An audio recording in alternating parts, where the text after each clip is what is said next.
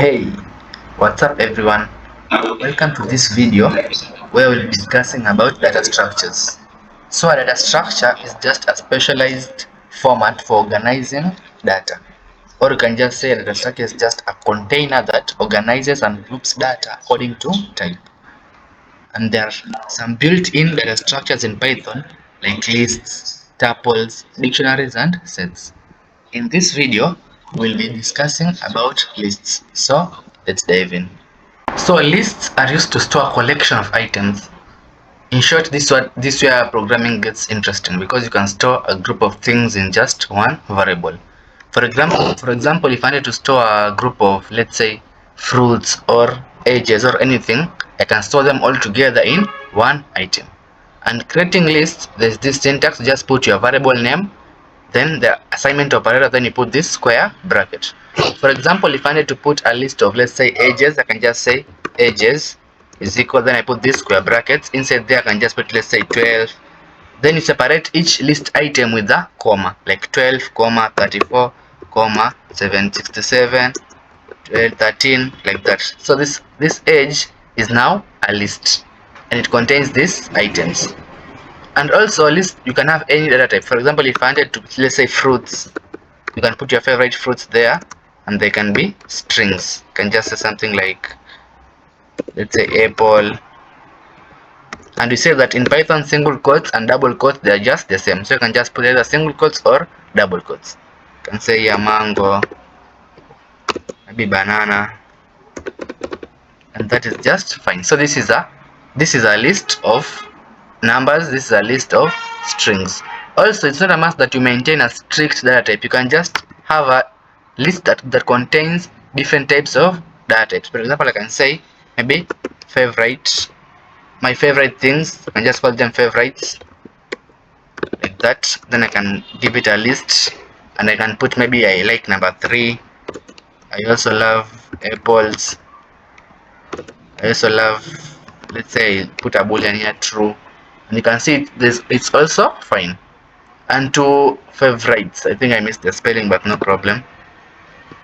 And to print this is just simple. You can just print, and if I print, let's say I print ages and I run this code, you'll see it will just display the ages in the terminal.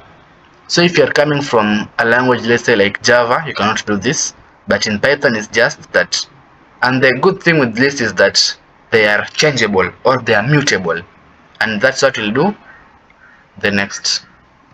Before we look at the mutability of lists, let's first learn how we can access each item of a list. So lists are accessed using indices or indexes, and the index starts from 0. So negative indexing starts from the end of the list. So if you put a negative number, you'll start from the end of the list. But let us just see that. So allow me to remove this and let me just remain with ages to make our life even better. So if I wanted to access 12, I'll just say ages index 0, because I've said that the lists are 0 indexed. So if I say ages index 0, and let's say I print this, let me just print it here, ages index 0, it will print the value 12 because I'm trying to access the first item of that list. You can see here it's 12. So if I want to access the second item, I'll just say 1, the third item 2, and so on and so forth. You have also said that we can use negative indexing. So if I put something like negative 1, I'll access the last item of the list, and the last item in this list is 13. So if I run this code, I expect to see 13 in the console, because you have seen if you use negative numbers, you start from the end of the list. So if I need to access 67, I can access it using negative 2 if I'm using the negative numbers, or if I'm using the positive numbers, I'll just say 0, 1, 2. So that is how you access lists. So next, let us learn how to modify lists, because you have said earlier that lists are mutable. So let us learn how you can mutate lists. So to mutate a list or to modify a list is just simple. You just access the item that you want to change and assign it a new value. For example, if I wanted to change this first item here, I can access it, and I've seen to access that item use the indices. So I can just say age of index 0, and you have seen in earlier that if you do this, you'll get the value 12. So I can assign that instead of 12, I can give it another value. Let's say I give it the value 5. So now if I print the list, if I print this edges list, the list will not contain 12 because I've changed the value of 12 to 5. So if I run this code, I expect to see 5, 34, 67, and 13. That is because I changed the value of the first index to 5. And that is how you can mutate lists.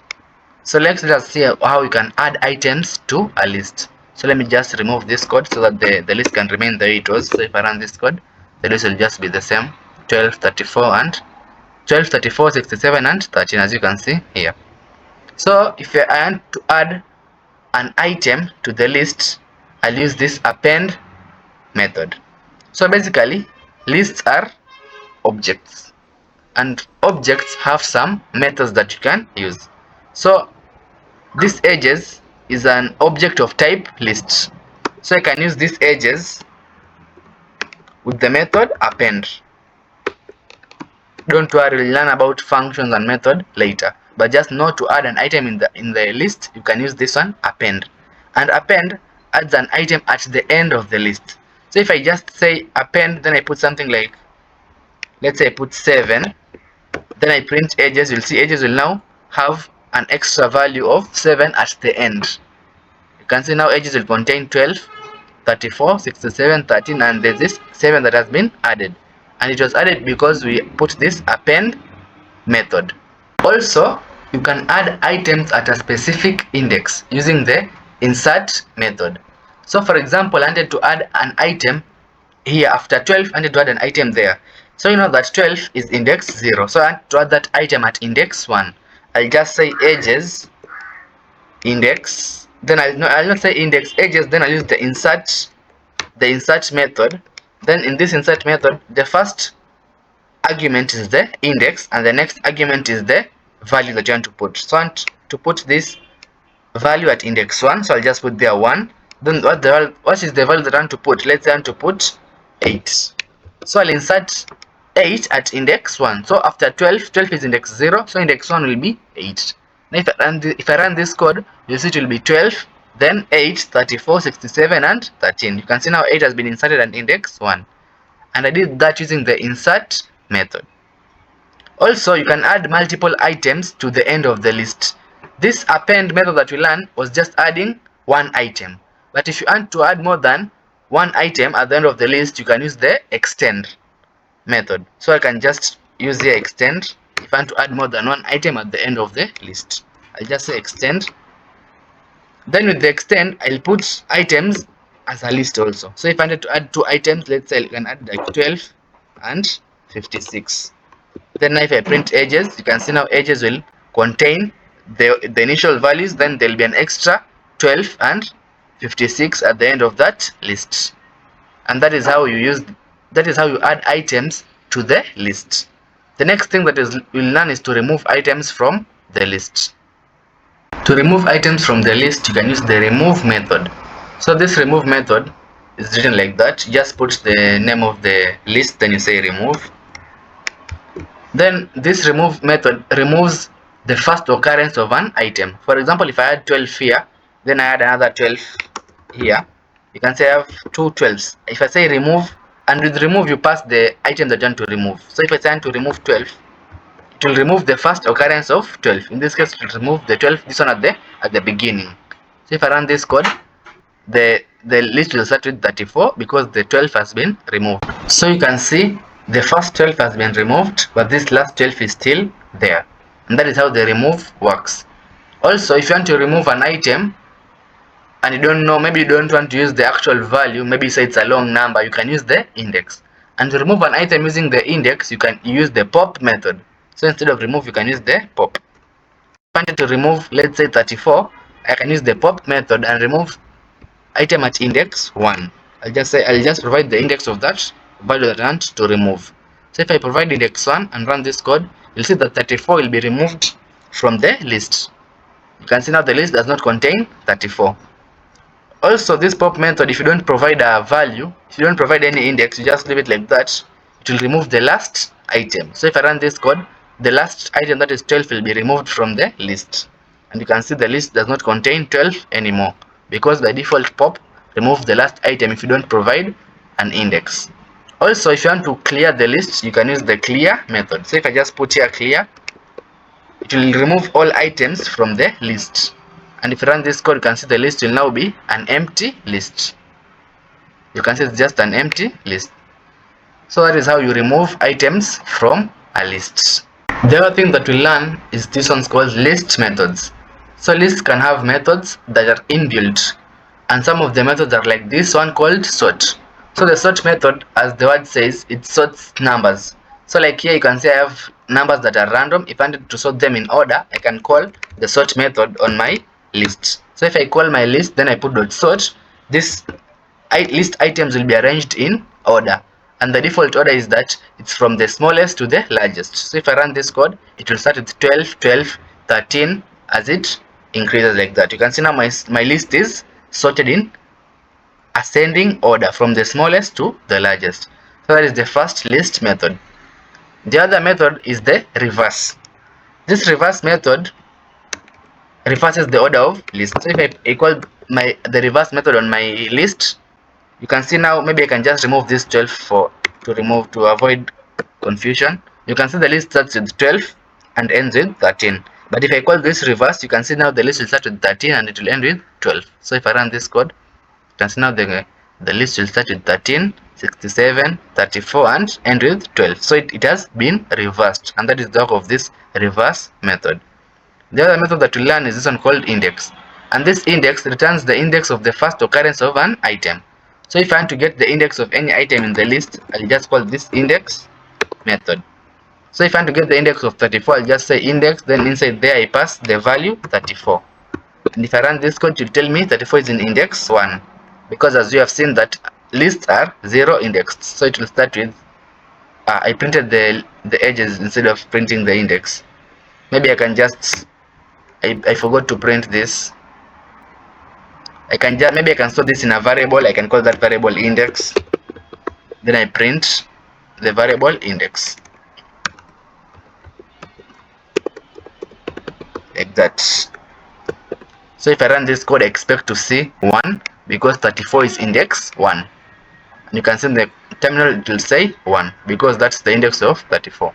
And if you have more than one occurrence of, for example, if I had 34, then I had another 34 here, it will tell me the occurrence of the first 34. So it will still tell me 1, although I have another 34 down here. It will still tell me the first occurrence of that 34, which index it is. And that is how the index works. The next thing is this one called count, which returns the number of occurrences of an item. Like in this case, we have two 34s. So if I say here count, it will return how many are they, and in this case there are 2. Maybe I can just also change this, because we have said that variables have to make sense, so I cannot call it index and it's not the index, so I'll just call it count for it to make sense. So if I count, then I pass 34, it will return 2 because there are 2 occurrences of the value 34. So if I run this code, I'll expect the output to be 2 because you have seen there are 2 occurrences of the value 34. And that is it with the methods. There's also this one called copy, which returns the shallow copy of the list. So if, for example, I need to copy this list to another variable, I can use this copy method. I can just say, let me say edges copy. I'm getting a new variable called edges copy, and this one will be equal to edges dot copy, like that. And now if let me just put an underscore between edges and copy, and now if I print this one edges copy, you can see it will have the same value. I forgot to put parentheses after copy because it's a method you have to invoke it like that. So if I run this code, you'll see this edges copy will be the same as the edges because you have just created a shallow copy of that. Also, lists can have other lists inside it. For example, in this list, I can also have another list inside there. Maybe I can just put 3 and 5. So you can see I have a list which also has another list inside it. And if I return the copy of this list, let us just see what this will happen. Let me run this code for you can see.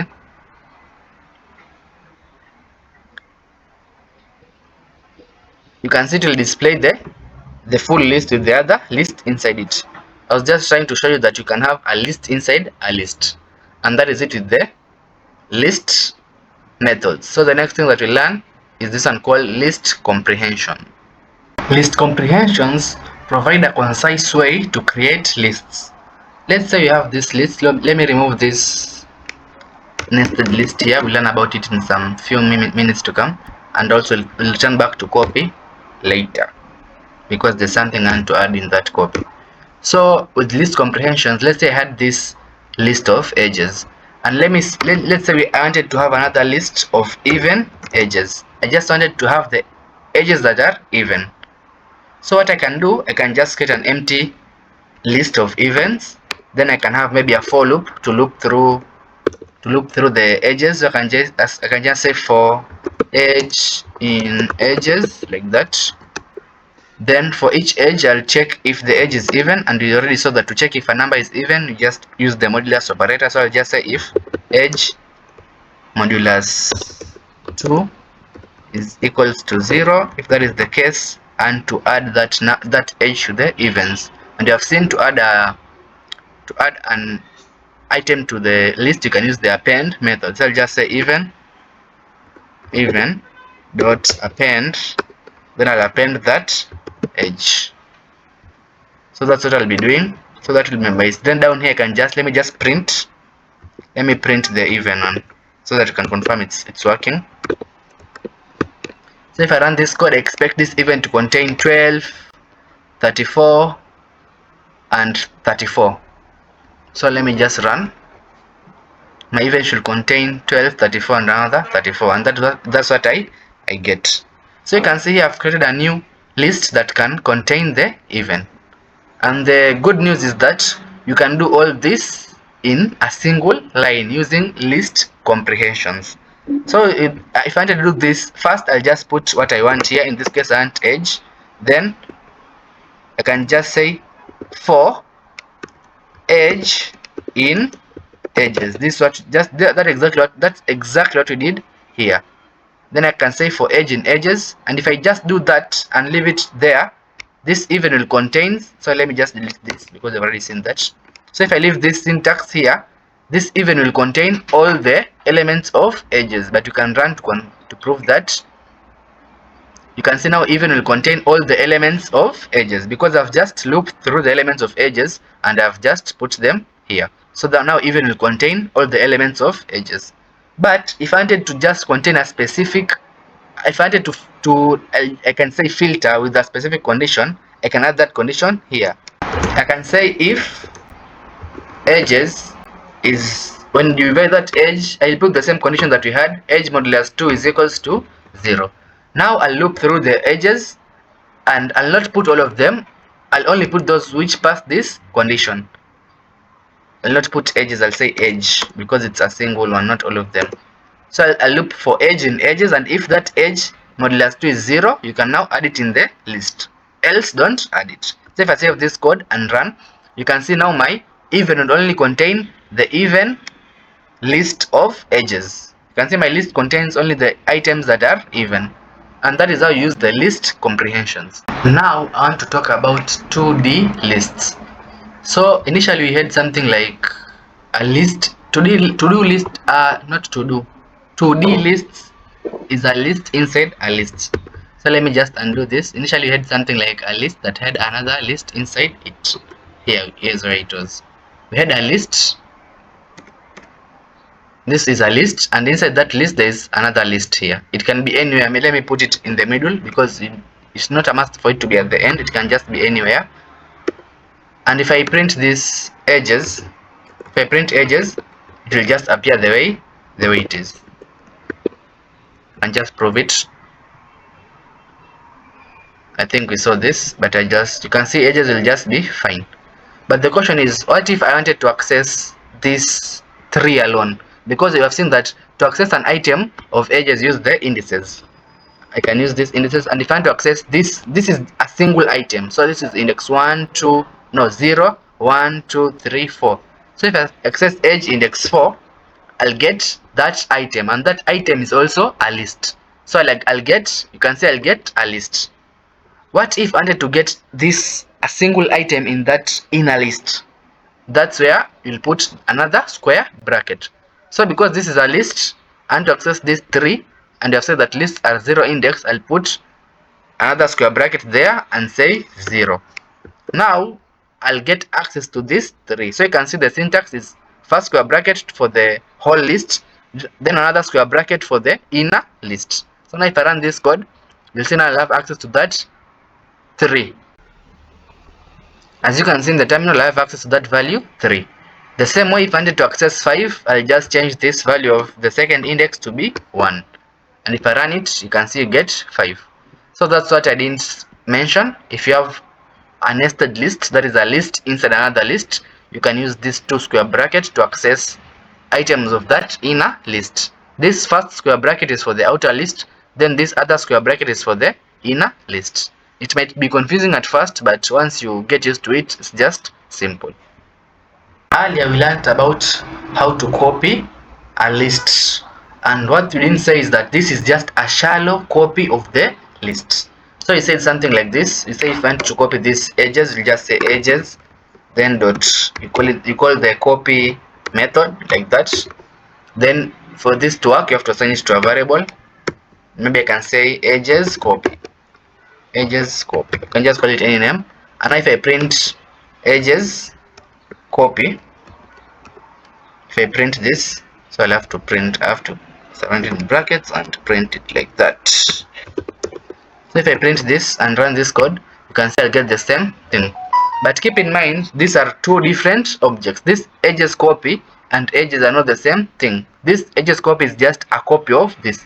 That means that if I change some, let's say I change edges copy index 0, I give it another value, let's say I give it, this one starts with 12, let me change mine edges copy to start with, let's say 9. So now if I print, let me print edges first, then I'll print edges copy there. You want to compare the two lists, you can notice that edges copy is a copy of edges, but I changed the value of edges copy. So now if I run this code, you can see edges will still be the same, but edges copy will be, the first item of edges copy will be different. I'm trying to show you that this edges copy is a separate object. It's not the same object as this. That's not the same. If someone can say, maybe you can do something like this, you can just say, instead of doing this, you can just say something like edges copy is equals to edges. If you do something like this, you will have created an alias, not a copy, an alias. That means if you change edges copy, you also change edges. We can just prove that. If I save this code and run, you can see now both edges, let's wait for it to run. You can see now both edges and edges copy, all of them have changed. But keep in mind, I only changed edges copy. So if you do something like this, you have not created a copy, but you have created it's called an alias. You have just given this same variable, but you have given it another name. So that means if you change the alias name, you have also changed the original name. That is how the alias works. But with this copy, you create another variable that has the same content. That means if you change the content of this edges copy, you have not changed the contents of copy. But as I've said earlier, this copy creates a shallow copy. So now let's see the difference between a shallow copy and a deep copy. For example, instead of changing the first number, let me change this. And you have seen to access this element, you have said index 0, index 1, index 2, index 3. This one is index 4. So if I access index 4, I have accessed the whole list. And if I want to change this 3, I'll have to access that 3 again using another indices there, and 3 is index 0. So I have seen index 4, index 0, I'll have accessed this 3. And if I change the value of that 3 now, let's say to 9, I expect the values of edges copy to change, but the values of edges to still remain the same, because you have seen that once you create a copy, they are different variables. And if I run this code, what the heck am I seeing? You have seen that it has changed both the original and the copied variable. That is because I told you earlier that this copy is just a shallow copy. So if you have anything nested inside there, it will not keep track of each individual item. It will act like an alias. You have seen about aliases earlier. So it will act like an alias. To solve that issue, Instead of using this copy, you can use the deep copy. So to use deep copy, you just import copy up here, import copy. Then everywhere you see copy, use the deep copy. So instead of using copy here, I'll use the deep copy. So I'll just say copy dot deep copy. Then with the copy, you pass the thing that you want to copy. In this case, I want to copy edges. So now if I save this code, you can see now I'm using deep copy. So if I change, even if I change this nested list, it will not affect the original list. So if I run this code, you can see now only the edges copy is done that will change, and the edges will just remain the same. You can see now the edges still remain the same, but the edges copy is done that change. And that is it with the deep copy. So if you found this a little bit hard, don't worry. I was just trying to show you how this copy works, and it returns a shallow copy of the list. So that is it with this video. I know it was long, but at least it was worth it. See you in the next video where we learn about tuples. Peace out.